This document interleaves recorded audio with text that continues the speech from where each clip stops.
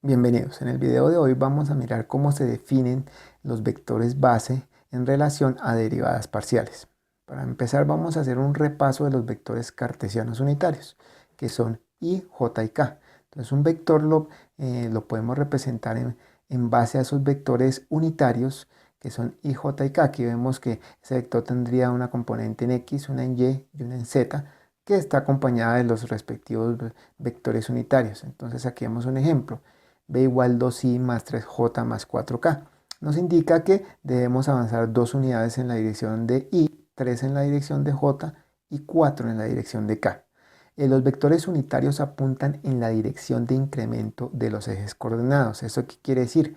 Que i apunta en la dirección positiva de x, j apunta en la dirección positiva de y k apunta en la dirección positiva de z. En relación a la nomenclatura que algunos autores utilizan, algunos se refieren a los componentes de un vector como bx, by y bz. ¿Qué quiere decir? Que en el caso de este vector serían 2, 3 y 4. Y otros se refieren a que los componentes son bxi, o sea, 2i, byj, 3j y bzk, 4k. Aunque lo habitual es referirse a los componentes del vector como los números, o sea, como los escalares, porque al combinarlos con estos vectores, pues ya los componentes definidos de esta forma se nos volverían unos vectores adicionales, que es más común pensar en los componentes del vector como un número. Habitualmente a los vectores unitarios se les llama versores, y si estamos hablando de los vectores unitarios cartesianos se le llaman versores cartesianos. Vamos a hablar algo sobre las proyecciones sobre los ejes coordenados. ¿Qué es una proyección? Básicamente es como si nosotros dirigiéramos un foco de luz sobre el vector. Entonces, si por ejemplo nosotros dirigimos una luz aquí perpendicular al eje X y paralela a Y, entonces esto nos va a proyectar una sombra sobre el eje X. Esa sombra proyectada va a ser el componente en X del vector, que matemáticamente se define como la norma del vector por el coseno de teta. Lo mismo, si nosotros dirigimos una luz paralela al eje X, en este caso antiparalela, y que sea perpendicular al eje Y, pues entonces generaríamos una sombra en el eje Y que va a ser igual al componente en Y del vector. Ese componente matemáticamente se define como la norma del vector por el seno de este ángulo teta. La norma pues básicamente es aplicar el teorema de Pitágoras, y este ángulo pues es la arcotangente de la porción de Y sobre la porción de X del vector. Haciendo una generalización de los vectores base, entonces podemos definir los vectores E1, E2 y 3, que deben ser linealmente independientes. Eso quiere decir que no deben ser paralelos. Y dos de ellos no deben estar en el mismo plano para que se pueda representar cualquier vector en el espacio tridimensional. ¿Eso qué quiere decir? Que si todos estuvieran en el mismo plano, pues un vector que apuntara, por ejemplo, aquí en la dirección de z no lo podíamos representar. Entonces, estas son las condiciones para esos vectores. Aquí estos vectores base E1, E2 y E3 observamos que primero los he dibujado de diferentes tamaños porque no necesariamente tienen longitud 1, pueden tener cualquier longitud. Y segundo, que no están a 90 grados, o sea, no son ortogonales a diferencia de los vectores i, j y k. Entonces esas son dos condiciones para estos vectores base que son un poco más generales. Si queremos averiguar los vectores pero ya normalizados, pues lo que hacemos es simplemente coger el vector aquí, E1 circunflejo, que sería el vector ya normalizado. Entonces tenemos el vector y lo dividimos entre la norma. Al dividirlo entre la norma estamos obteniendo el vector normalizado.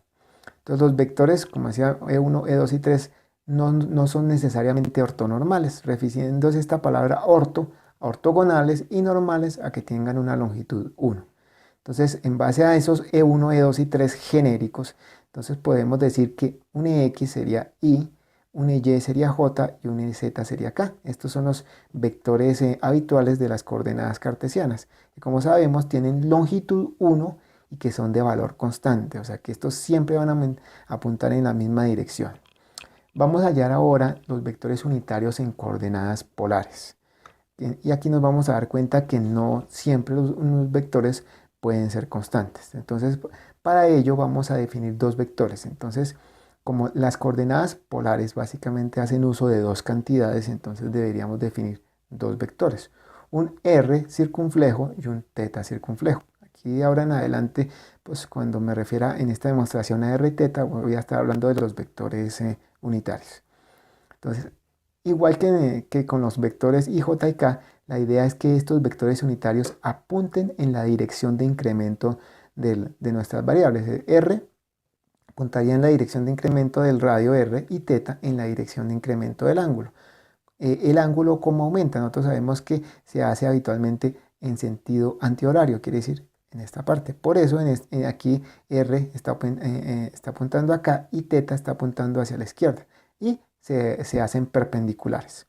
Entonces, para hallar la definición de estos vectores unitarios gráficamente, entonces lo que yo hice es dibujarlos en las diferentes porciones del eje de las coordenadas cartesianas, en 0, 90, 180 y 270 grados. Entonces, estos de acá son estos mismos de acá. Observamos aquí en 0 grados, θ apunta hacia arriba, r hacia la derecha. Aquí en 90, r hacia arriba, θ a la izquierda. Aquí en 180, r a la izquierda, θ hacia abajo.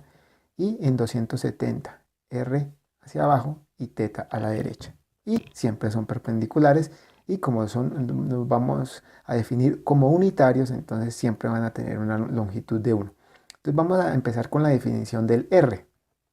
Este vector r en 0, observamos que no tiene componente en y, entonces tiene un valor de 1. ¿Por qué? Porque es la parte positiva del eje x.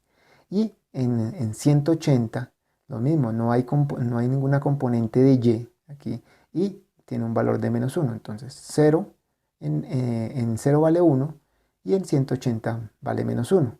¿Qué función trigonométrica nos serviría ahí para definirla? Pues el coseno, porque el coseno de 0 es 1 y el coseno de 180 es menos 1.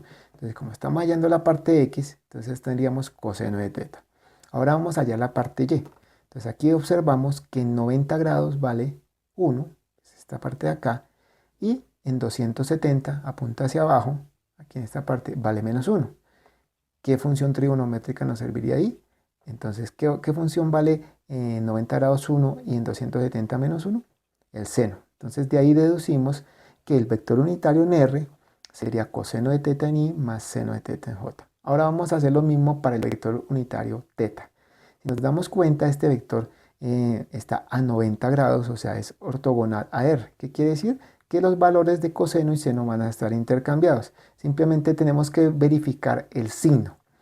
Entonces, de aquí nos damos cuenta, por ejemplo, que en la parte del coseno, aquí vamos a mirar la parte y, entonces en la parte del coseno, cuando θ vale 0, aquí estamos acá, entonces vale 1, y aquí, cuando θ vale 180, vale menos 1. Entonces, ¿qué quiere decir? Que aquí tenemos que colocar el coseno.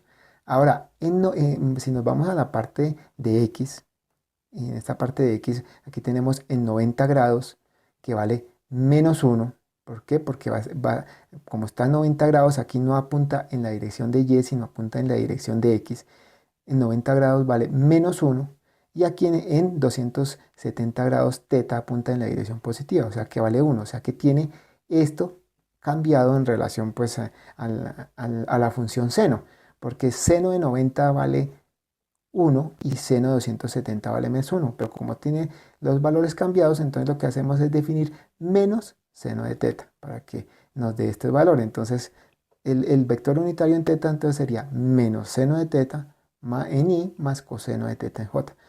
Como les decía, como están a 90 grados, entonces van a ser funciones trigonométricas aquí diferentes. Coseno acá, seno aquí, coseno acá. La diferencia, como les decía, es que en esta parte de aquí el θ va a ser positivo en los 270 grados y negativo en los 90 grados. Esa es la diferencia. Estos son los vectores unitarios en coordenadas polares, vectores unitarios o vectores base.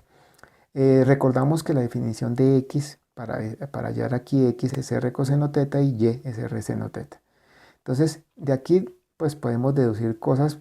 Por la definición original es que este es un sistema ortogonal porque r y θ están separados 90 grados. Pero lo importante es darnos cuenta que r y θ dependen de algo. O sea, no son constantes como los vectores i, j y k. Dependen del ángulo. Observamos aquí tanto la parte x en r y en θ como la parte y dependen de θ. Esto quiere decir que estos vectores no son constantes. Eso es importante para lo que sigue a continuación. Ahora vamos a hacer una definición aún más general de vectores unitarios, pero ya van a ser en coordenadas curvilíneas. ¿Qué quiere decir? Que no van a ser rectas acá las líneas. Entonces tenemos aquí esta curva que es U1, que sería de alguna forma representando el eje X, esta U2 que representaría el eje Y y esta U3 el eje Z. Entonces observamos que ya son líneas curvas, porque ya es una definición mucho más genérica del sistema coordenado. Entonces, los vectores base los vamos a definir en base, valga la redundancia, de derivadas parciales. Entonces, si tenemos nosotros un vector de posición R, que es xy más yj más zk, ese vector lo podemos representar ahora en base a las nuevas líneas coordenadas. Entonces, U1, U2 y U3, que es esta parte de acá. Ahora, como aquí estamos tomando la derivada parcial de este vector de posición respecto a las líneas coordenadas, básicamente lo que estamos haciendo es obtener vectores tangentes. Esos van a ser vectores tangentes a las líneas coordenadas. Entonces, este 1 va a ser tangente a U1, este E2 tangente a U2 y el E3 tangente a U3. Entonces, estos vectores, igual que como observamos en la página anterior, pueden tener longitud diferente a 1 y el ángulo entre ellos puede ser diferente de 90 grados. Si nosotros los queremos normalizados, o sea, de valor 1, entonces hacemos lo mismo, el mismo procedimiento de la página anterior, que es tomar el vector y dividirlo por la norma. Entonces, E1 circunflejo, que es E1 unitario, va a ser E1 sobre su norma, E2 lo mismo y E3 lo mismo. Ahora vamos a verificar que esta definición de vectores base en relación a derivadas parciales es válida. Entonces vamos a tomar ejemplo las coordenadas polares. Las coordenadas polares en el vector de posición pues va a ser una parte x y una parte y. Entonces la parte x, r coseno teta, la parte y, r seno teta. Si queremos hallar entonces los vectores unitarios, como son, esto depende de dos variables, entonces vamos a necesitar dos vectores. Un vector unitario en la dirección de r y uno en la dirección de θ. Entonces, este r, ¿qué va a ser? La derivada parcial del vector de posición respecto a la primera variable. Pues como quitamos r, sería respecto a r. Entonces sería dx de r más dy de r. Derivada de coseno, de r coseno, como aquí estamos derivando respecto a r, esto es 1, entonces quedaría coseno de θ más seno de θ. En la parte si queremos hacerlo unitario, entonces lo que hacemos es dividir por la norma. Entonces, r circunflejo acá, entonces sería r dividido la norma. La norma de esto es coseno cuadrado más seno cuadrado, que es 1. Entonces, r nos queda como coseno de θ más seno de θ. Y ahora vamos a hallar Eθ. Entonces, sería la derivada del vector de posición con respecto a θ, de x de θ más de y de θ. R es constante, derivada de coseno menos seno, derivada de seno coseno. Entonces nos queda que esto es igual menos r seno θ más r coseno θ. Si queremos hallar el vector unitario, dividimos sobre la norma. La norma sería seno cuadrado, coseno cuadrado, eso es 1, y aquí sería r. Entonces al dividir por r, entonces nos queda que Eθ va a ser menos seno θ más coseno θ. Si nos damos cuenta, esa es exactamente la misma expresión para los vectores base que hallamos en la página anterior. De aquí deducimos que efectivamente la definición en base a derivadas parciales para los vectores base es válida. Aquí podemos, por ejemplo, nosotros hacer la derivada de este vector de posición para los ejes coordenados cartesianos, derivada con respecto a x. Esto se va y queda 1, queda y. Respecto a y, esto se va y esto se va y queda j. Y lo mismo para z. De ahí podemos deducir que esta es efectivamente una forma válida para definir los vectores base en cualquier sistema coordenado.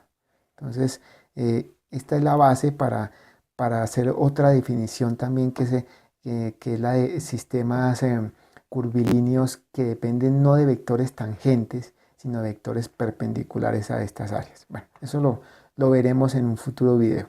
Por el video de hoy no es más. Hasta la próxima.